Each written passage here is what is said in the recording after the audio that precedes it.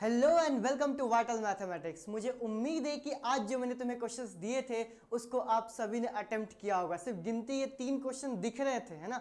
लेकिन जो हमारे पास सेकंड वाला क्वेश्चन था वो हमारे पास स्टडी बेस्ड क्वेश्चन था एंड उसके अंदर तकरीबन 99% बच्चे फंसे होंगे कि यार इसके अंदर करना क्या है, यही समझ में नहीं आ रहा। तो अगर समझ में नहीं आ रहा ना, इसका मतलब ये है कि कॉन्सेप्ट्स क्लियर नहीं है। ठीक है, जो वीडियोस हैं जो मैं ऑलरेडी एनसीईआरटी के वीडियोस सारे के सारे डाल चुका हूं, उनको जाके रिवाइज करने की जरूरत है। ठीक है, फिलहाल तो हम जरा ये क्वेश्चंस करते हैं जरा वन बाय वन। देखो, गिनती के 3 ही क्वेश्चन थे, लेकिन जो सेकंड वाला क्वेश्चन था ना उसके अंदर भी तकरीबन 3-4 क्वेश्चन थे, हालांकि एक और में था। बाकी जरा करते हैं। देखो, घबराने की कोई जरूरत नहीं है। ठीक है, क्वेश्चन होंगे, अभी शुरुआत में प्रैक्टिस कर रहे हैं इसलिए लग रहा है कि भाई हो रहा है कि नहीं हो रहा। बाकी जब हम जैसे जैसे करते जाएंगे वैसे वैसे हमारे क्वेश्चंस होते जाएंगे। ठीक है, चलो देखो ध्यान से। पहला क्वेश्चन जो मैंने तुम्हें आज दिया था वो क्या था? If alpha and beta are the zeros of the polynomial 5x square plus 3x minus 7 then the value of 1 upon में अल्फा प्लस में 1 अपॉन में बीटा की मुझे वैल्यू निकालनी थी। तो ये तो बहुत ही आसान सा क्वेश्चन था। ठीक है, कैसे किया था हमने? हम बोले हैं कि 1 अपॉन में अल्फा प्लस में 1 अपॉन में बीटा की वैल्यू अगर मुझे निकालना है तो एक काम करते हैं, एलसीएम लेके थोड़ा सा इसको सिंप्लीफाई कर लेते हैं। जब मैं इसको सिंप्लीफाई करूंगा तो अल्फा इंटू में बीटा हो जाएगा और ये वैल्यू जब क्रॉस में मल्टीप्लाई होगा तो ऊपर कितना हो जाएगा? अल्फा प्लस में बीटा। क्या मैं सही लिख रहा हूं? अब तुम्हें याद होना चाहिए सभी को कि अल्फा प्लस में बीटा की वैल्यू क्या होती है, जरा मुझे बताओ। अल्फा प्लस में बीटा की वैल्यू होती है माइनस बी अपॉन में ए, और अल्फा इंटू में बीटा की वैल्यू क्या होती है? ये होती है सी अपॉन में ए। अब जरा मुझे बताओ, क्या मैं यहां पर ए और ए को कैंसल आउट करके इधर कितना हो गया? माइनस बी अपॉन में सी। और अब मैं हर चीज बार बार नहीं लिखूंगा। ठीक है, सीधे चलो मुझे बताओ बी क्या होता है? तो बी होता है coefficient of x. Coefficient of x क्या देकर रखा हुआ है? 3। तो मैं इधर क्या लिख देता हूं? -3 डिवाइडेड बाय सी। क्या होता है? सी होता है हमारे पास कांस्टेंट टर्म। कांस्टेंट टर्म क्या देकर रखा हो? -7। तो ये हो गया मेरे पास -7, ये दोनों कैंसल आउट हो गए, कितना आ गया? 3 अपॉन में 7। क्या ऑप्शन में देकर रखा हुआ है? जी हाँ, ऑप्शन नंबर 3 हमारे पास सही आंसर होगा। ठीक है, आसान सा था, इसमें तो कोई गड़बड़ नहीं हुई होगी। आगे चलते हैं नेक्स्ट क्वेश्चन की तरफ।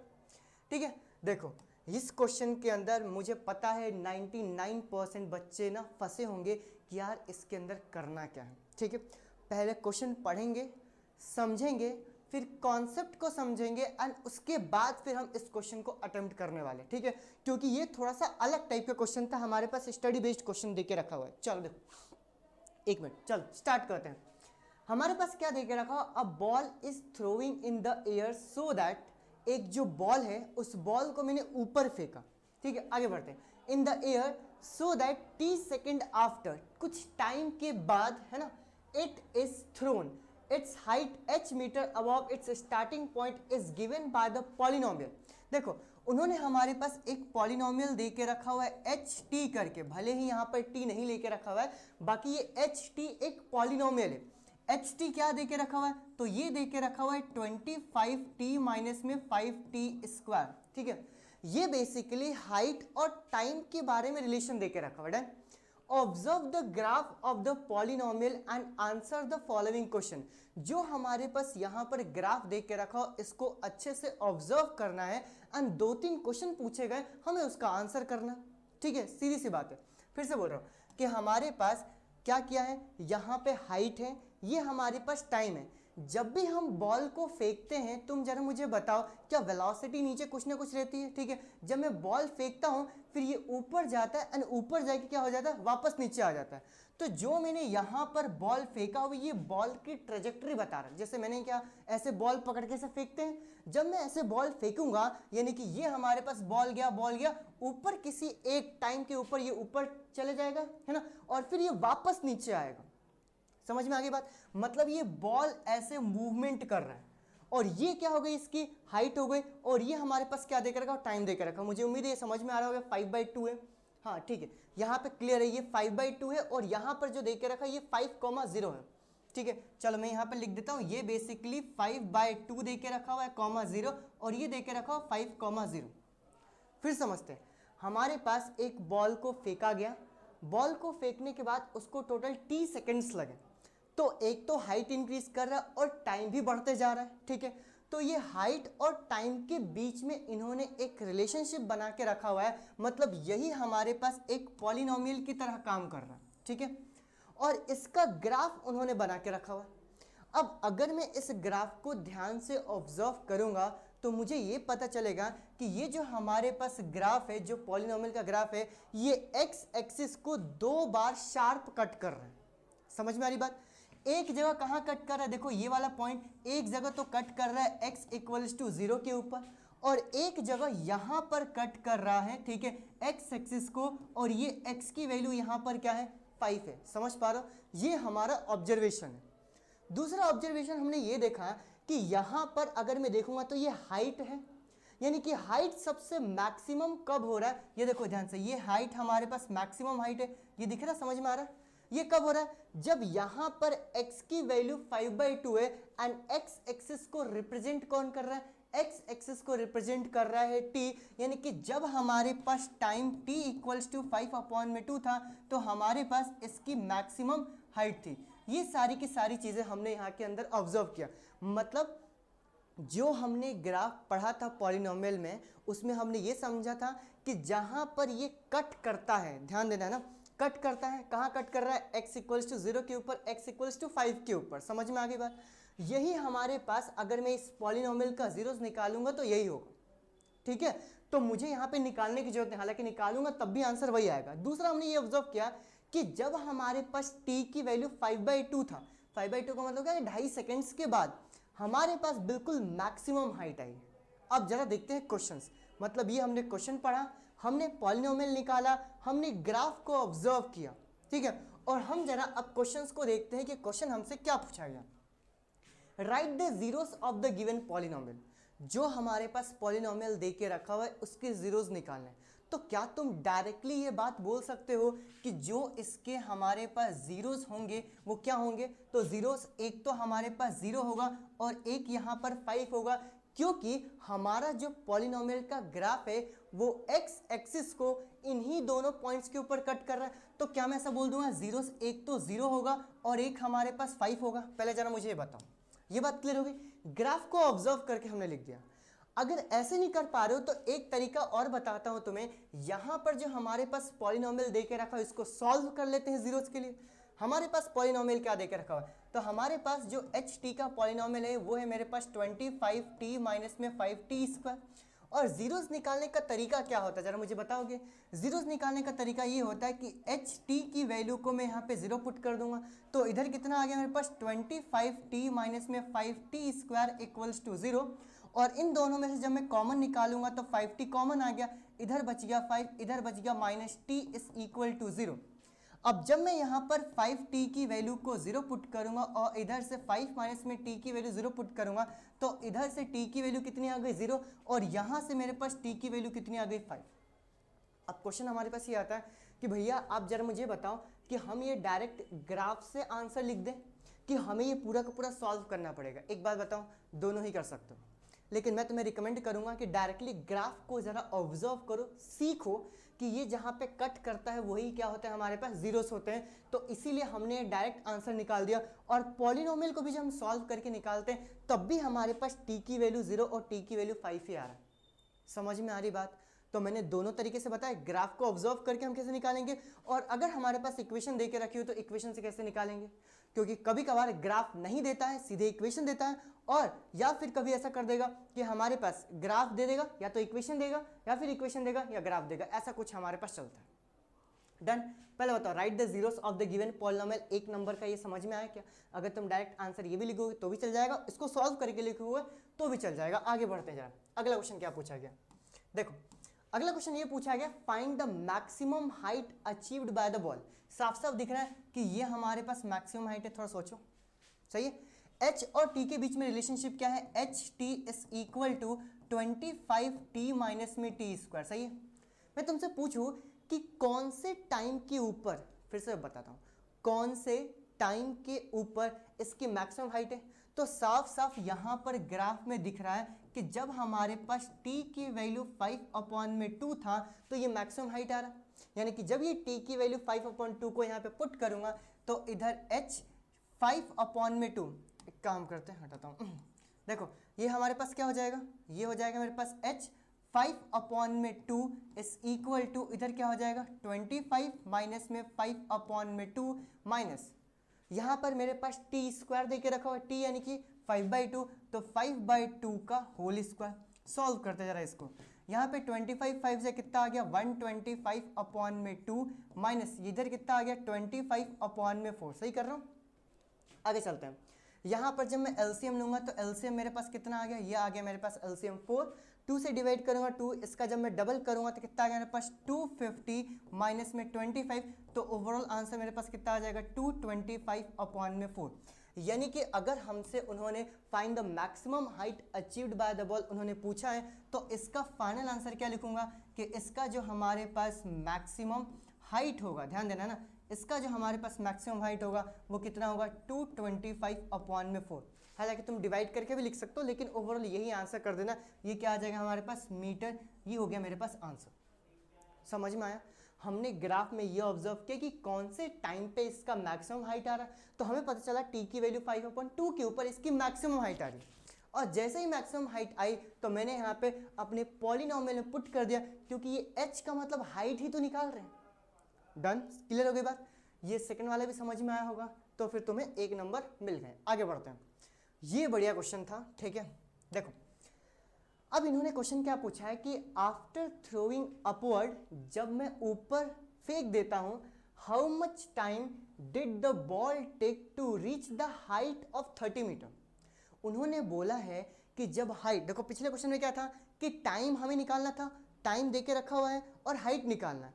इस बार उन्होंने बोल के रखा हुआ है कि अगर हाइट हमारे पास 30 मीटर होगा तो ये कौन कौन से टाइम के ऊपर 30 मीटर हो सकता है। या फिर दूसरा क्वेश्चन, अगर ये नहीं करना तो ये करो, देखो ध्यान से, find the 2 different value of t when the height of the ball was 20 metre. ये यहाँ पर भी हाइट उन्होंने क्या देके रखा हुआ है 20 मीटर देके रखा हुआ है। अब घबराने की कोई जरूरत नहीं है, ठीक है। एक बात बताऊं, ये दोनों क्वेश्चन और में देके रखा हुआ है ना, दोनों की लैंग्वेज चेंज कर दिए, लेकिन दोनों क्वेश्चन बिल्कुल सेम है। क्यों सेम है बताता हूँ, चलो जरा 1 बाय 1 जरा इसको सॉल्व करते हैं। देखो यहाँ पर मैंने फर्स्ट क्वेश्चन ले लिया, क्या देके रखा है, after throwing upward how much time did the ball take to reach the height of 30 metre.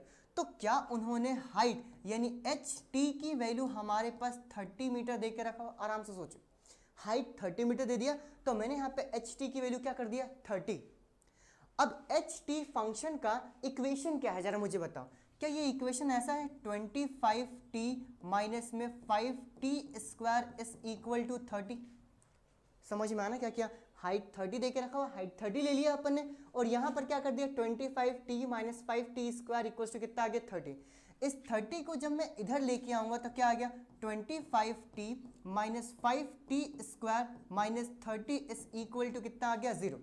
और थोड़ा सा जब मैं इसको अरेंज करूँगा तो इसको पहले लिखता हूँ, कितना आ गया minus 5t square plus 25t minus में 30 इक्वल्स टू कितना आ गया 0। पहले बताओ, अब ये बात क्लियर हो गई।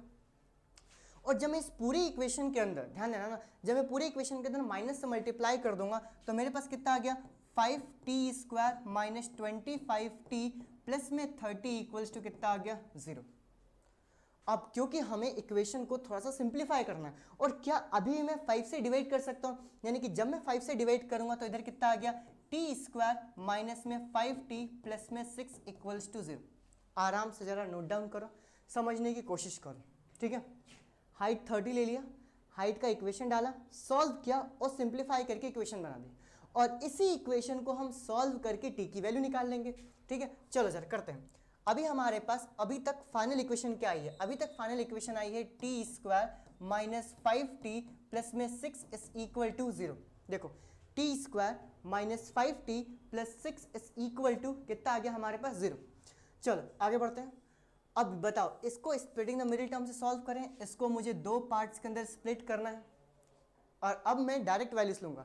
यहाँ पे मुझे 2 नंबर्स चाहिए जिनको ऐड करके कितना आना चाहिए -5, और उन्हीं नंबर्स को मल्टीप्लाई करके कितना आना चाहिए 6। और जब मैं नंबर्स पुट करूँगा तो कितना आ जाएगा -2 -3, और इधर कितना आ जाएगा -2 -3। सही है, क्लियर हो गई बात। चलो जरा स्प्लिट करते हैं इसको फटाफट। चलो देखो, ये हो गया मेरे पास टी स्क्वायर माइनस में 2t माइनस में 3t प्लस में 6 इज इक्वल टू कितना आ गया 0। देन इन दोनों में से जब मैं t को कॉमन निकालूंगा तो मेरे पास क्या आ गया, t माइनस में 2, और इन दोनों में से क्योंकि यहाँ पर माइनस है, ध्यान रखना ना, तो मैं -3 को कॉमन निकालूंगा और इन दोनों का ही साइन चेंज हो जाता है। तो अगर मैंने यहाँ से माइनस बाहर निकाला है तो इधर क्या बचा है, इधर बचा है हमारे पास t, क्लियर हो गई बात। और यहाँ से अगर -3 बाहर निकाला है तो इधर बचा है मेरे पास -2 इक्वल्स टू कितना आ गया, 0। फिर मैं t-2 और t-2 को कॉमन निकालूंगा तो ये हो गया मेरे पास t-2 और दूसरे ब्रैकेट में क्या आ जाएगा, t-3 इज इक्वल टू 0। जब मैं इन दोनों को अलग अलग 0 पुट करूंगा तो t-2 की वैल्यू 0, तो मेरे पास t कितना आ गया, 2, और यहाँ पर t-3 की वैल्यू 0, यहाँ पर t की वैल्यू कितना आ गया, 3। यानी कि ऐसे टोटल 2 टाइम होंगे जहां पर इसकी जो हाइट है ना, देखो ध्यान से, इसकी जो हाइट है वो कितनी पहुंच जाएगी, 30 मीटर। वो कौन कौन सा टाइम होगा जरा मुझे बताओ। तो वो टाइम होगा हमारे पास t equals to 2 second and t equals to 3 second. तो जरा मुझे बताओ मैं फाइनल आंसर क्या लिखूंगा। तो मैं यहाँ पे फाइनल आंसर ये लिखूंगा कि आफ्टर 2 सेकेंड्स और 3 सेकेंड्स, ध्यान रखना है ना, आफ्टर 2 सेकेंड और 3 second height of ball reaches to कितना, जरा मुझे बताओ, 30 मीटर। अब क्वेश्चन आता है ऐसे 2 टाइम पे ऐसा क्यों हुआ। ऐसा इसलिए हुआ, जरा ध्यान समझो, क्योंकि यहाँ पर 0 दे के रखा हुआ है, इधर हमारे पास 5 दे के रखा हुआ, दिख रहा है ना, ठीक है। यहाँ पर बीच वाली वैल्यू 5/2 है, 5/2 का मतलब क्या हो गया, 5/2 का मतलब हो गया 2.5। तो इसके आगे कहीं ना कहीं ये पॉइंट क्या होगा, 3, और इधर क्या होगा हमारे पास 2। तो यहाँ वाली जो हाइट है और यहाँ वाली जो हाइट है, क्या ये दोनों की दोनों हाइट बिल्कुल सेम रहेगी। बात समझ में आई, फिर से बताता हूँ। ये देखो, ये 2 सेकंड के ऊपर और 3 सेकंड के ऊपर जब मैं हाइट देखने जाऊंगा तो 2 सेकंड कब होगा, जब इधर से बॉल जा रही होगी तो भी मेरे पास 30 मीटर होगा, और जब वापस रिटर्न नीचे आ रही होगी तब भी हमारे पास 3 सेकंड के ऊपर उसकी हाइट कितनी होगी, 30 मीटर। है ना बेहतरीन क्वेश्चन, ठीक है। आगे बढ़ते हैं। और अब मेरे हिसाब से अगर ये फर्स्ट पार्ट समझ में आ गया ना तो सेकंड पार्ट भी समझ में आ जाएगा। देखो ध्यान से, find the 2 different values of t when the height of the ball was 20 metre. तो ऑब्वियस सी बात है, जब 30 मीटर के ऊपर 2 अलग अलग टाइम पे आए तो यहाँ पर भी तो 2 वैल्यू आई, लेकिन पिछले वाले में 2 वैल्यू नहीं बोली गई थी और यहाँ पे उन्होंने 2 वैल्यू बोल दिया, तो और का कोई सेंस ही नहीं बनता है, ठीक है। दोनों के दोनों क्वेश्चन बिल्कुल लेवल वाले हैं और बिल्कुल सेम ही है। चलो जरा इसको भी सॉल्व करते हैं। तो हमने क्या बोला कि हमारे पास ht की वैल्यू कितना दे के रखा हुआ है, 20 मीटर, इसमें मुझे कोई दिक्कत नहीं है। फिर मैं क्या बोलूँगा, ht कितना है, तो ये है मेरे पास 25t minus 5t square is equal to 20। 20 को जब मैं इस साइड लेके आऊँगा तो मेरे पास कितना आ जाएगा, 25t minus 5t square minus में 20 इक्वल्स टू 0। क्या मैं सही लिख रहा हूँ? जी हाँ बिल्कुल। थोड़ा सा अरेंज करते तो कितना आ गया, minus 5t square plus 25t minus में 20 इज इक्वल टू कितना आ गया, 0। और जब मैं यहाँ पे काम करते हैं, माइनस से मैं मल्टीप्लाई करता हूँ और 5 से भी डिवाइड करता हूँ, यानी कि ओवरऑल मैं -5 से डिवाइड कर रहा हूँ। मैं फिर से बोल देता हूँ ना, यहाँ पर मैं -5 से डिवाइड कर रहा हूँ तो साइन भी चेंज होगा और 5 के मल्टीपल से भी कम हो जाएगा। तो क्या मैं यहाँ पर टी स्क्वायर कर दूँ, -5 से डिवाइड किया तो यहाँ -5 से डिवाइड करूँगा तो कितना आ जाएगा, -5t, और यहाँ पर -5 से डिवाइड करूँगा तो कितना आ गया, +4 इज इक्वल टू 0। अगेन मुझे यहाँ पे 2 नंबर्स चाहिए जिनको ऐड करके कितना है बताओ, ये आना चाहिए -5 और उन्हीं को मल्टीप्लाई करके कितना आना चाहिए, तो ये आना चाहिए हमारे पास 4। ठीक है, नंबर्स बताओ। तो क्या मैं यहाँ पे -4 -1 ले लूँ और इधर भी -4 और -1, ठीक है। चलो पुट करते हैं, इसको स्प्लिट करते हैं जरा 2 पार्ट्स के अंदर। जब मैं इसको स्प्लिट करूँगा 2 पार्ट के अंदर ही तो क्या हो जाएगा, T square minus 4t minus T plus में 4 इज इक्वल टू 0। कोई दिक्कत नहीं।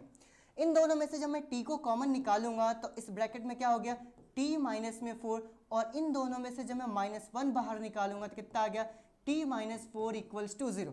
अब देखो ब्रैकेट वाली वैल्यू क्या बिल्कुल सेम आ गई, तो ये जो दोनों की दोनों ब्रैकेट वाली वैल्यू है इनको जब मैं बाहर निकालूंगा तो क्या आ गया, t माइनस में 4 और दूसरे ब्रैकेट में क्या आ जाएगा, t माइनस 1 इक्वल्स टू 0। अब इन दोनों को अलग अलग 0 पुट करता हूँ, t माइनस 4 इक्वल्स टू 0, तो मेरे पास t की वैल्यू क्या आ गई, 4। वैसे ही जब मैं t माइनस में 1 इक्वल्स टू 0 कर दूंगा तो t की वैल्यू कितनी आ गई हमारे पास 1। क्लियर हो गई बात। अब जरा करते हैं जरा इसको, है ना, यानी कि हमारे पास t इक्वल्स टू 4 सेकेंड के ऊपर और t इक्वल्स टू 1 सेकेंड के ऊपर। 1 सेकेंड कब होगा, देखो यहाँ से जब बॉल इधर से जा रही होगी तो यहाँ पर कहीं ना कहीं हमारे पास 1 होगा, और जब वापस रिटर्न आ रही होगी तो यहाँ पर 4 होगा। यानी इन दोनों ही पॉइंट्स के ऊपर हमारे पास हाइट क्या रहेगी, तो ये हाइट रहेगी मेरे पास 20 मीटर। ठीक है, क्लियर हो गई बात। चलो जरा, यानी इसका आंसर अगर मुझे फाइनल लिखना पड़ेगा तो मैं क्या लिखूंगा कि आफ्टर 4 सेकेंड और 1 second height of ball will be क्या हो जाएगा हमारे पास 20 मीटर। ये हमारे पास फाइनल आंसर आ गया। दोनों क्वेश्चन बिल्कुल सेम टाइप के थे, ठीक है, सिर्फ और सिर्फ और दे दिया है ताकि बस बच्चे किसी एक को पकड़ ले और बोले हो रहा है नहीं हो रहा है ना। आगे बढ़ते हैं। देखो इसका मतलब ये हुआ, है ना, ये देखो यहाँ से ये हमारे पास मेन क्वेश्चन था, ये हमारे पास मेन क्वेश्चन था सेकंड वाला, ये स्टडी बेस्ड क्वेश्चन था, ये 4 नंबर का आता है और बच्चे इन्हीं को देख के घबराते हैं। लेकिन जब तुम क्वेश्चन करने जाओगे ना तो सबसे ज़्यादा आसान क्वेश्चन है। तो इसीलिए जब भी कभी स्टडी बेस्ड क्वेश्चन आए तो उससे घबराना नहीं, शांति से रीड करना और अपने क्वेश्चन पे फोकस करना। कहानी क्या दे के रखी होनी, क्योंकि उसके अंदर कहानी बना के देता है, कहानी क्या दे के रखी हो ना उससे हमें कोई फर्क नहीं पड़ता है। डन, आगे बढ़ते जा रहा है ना। मुझे उम्मीद है ये सेकंड क्वेश्चन पूरा अच्छे समझ में आ गया होगा।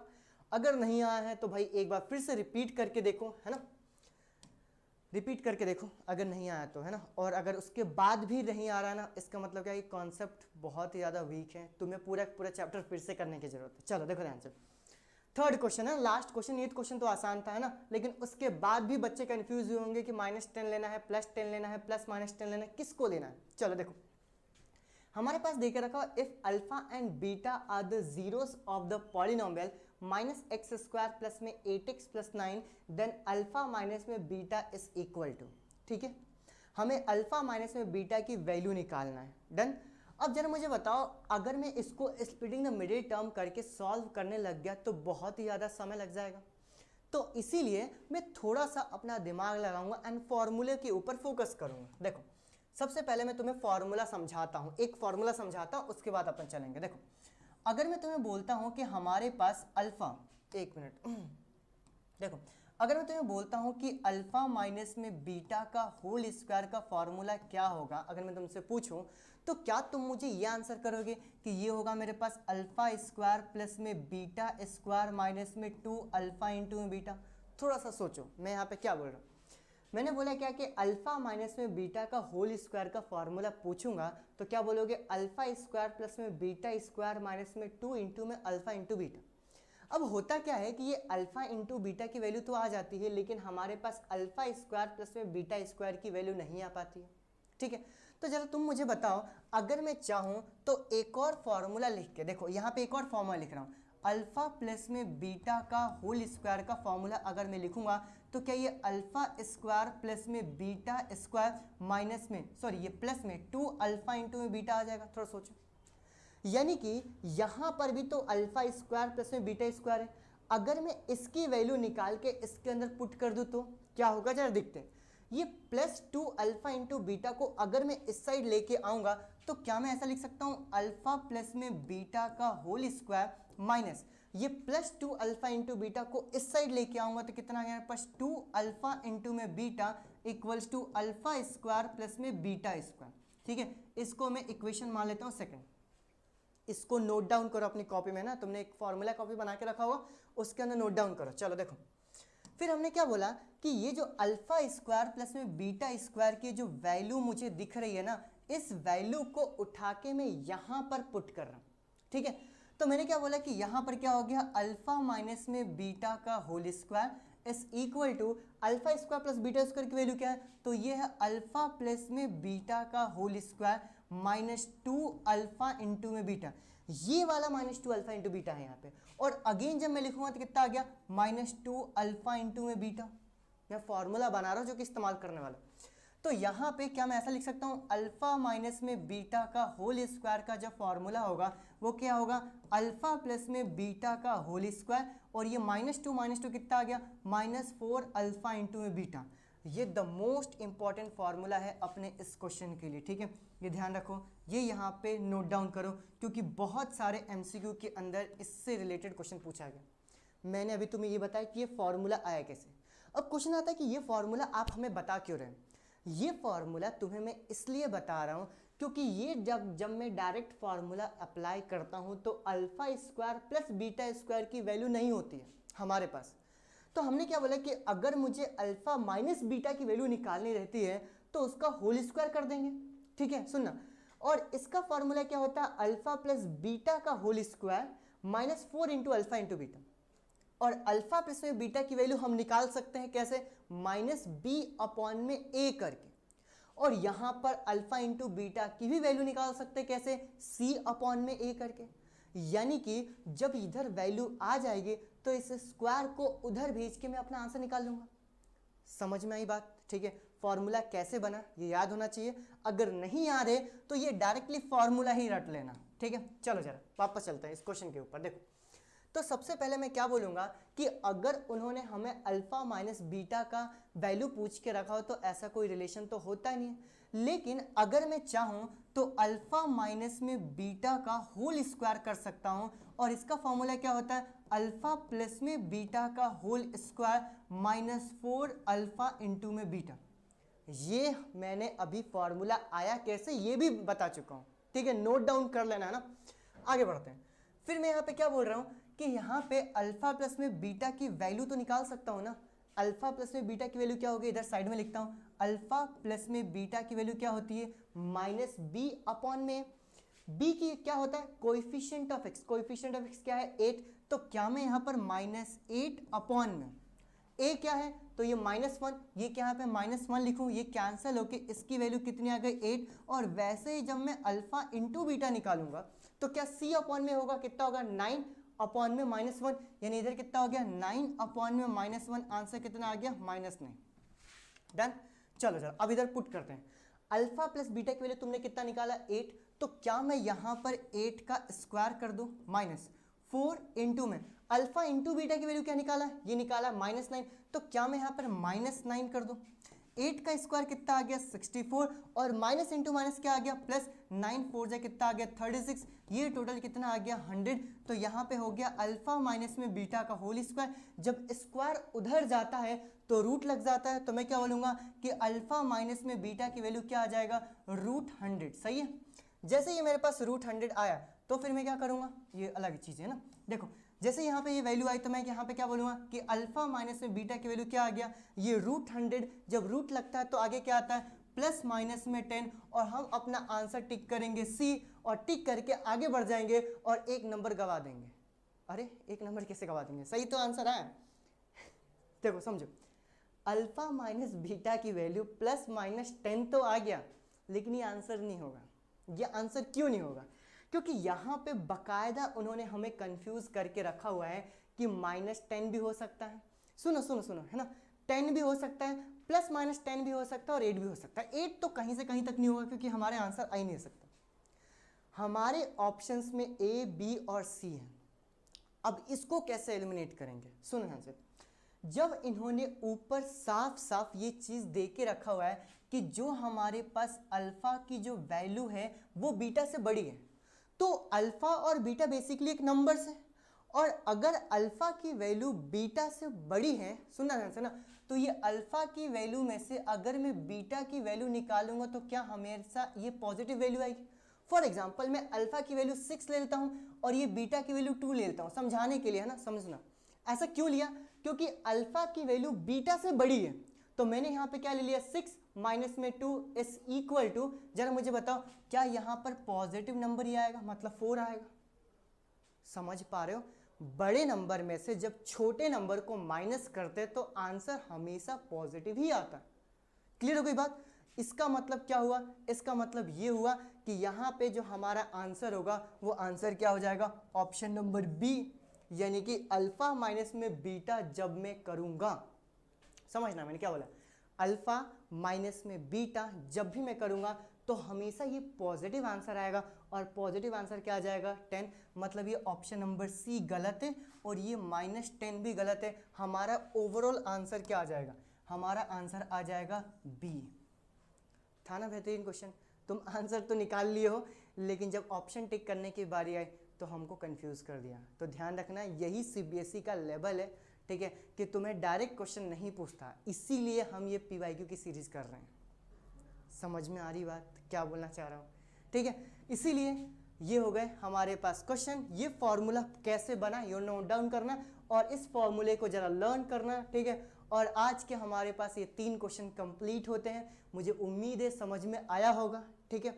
अब ध्यान रखना, अब हम पर डे प्रैक्टिस करेंगे। कब से कब तक? ध्यान रखना, मंडे से लेके फ्राइडे तक, ठीक है। सैटरडे एंड संडे ऑफ रहेगा। अगर कोई सा भी तुम्हारा पेंडिंग वर्क है या फिर चैप्टर नंबर 1 को रिवाइज नहीं किया है या फिर क्वेश्चंस प्रैक्टिस नहीं करे हैं तो तुम सैटरडे और संडे कर सकते हो। फिर से मंडे को मैं नए क्वेश्चंस के साथ मिलूंगा, ठीक है। अगले सेट के क्वेश्चंस भेजूंगा, इसी चैप्टर को पहले कंप्लीट करेंगे एंड वैसे ही हमारी सीरीज आगे बढ़ती रहेगी। Once again thank you so much, bye bye.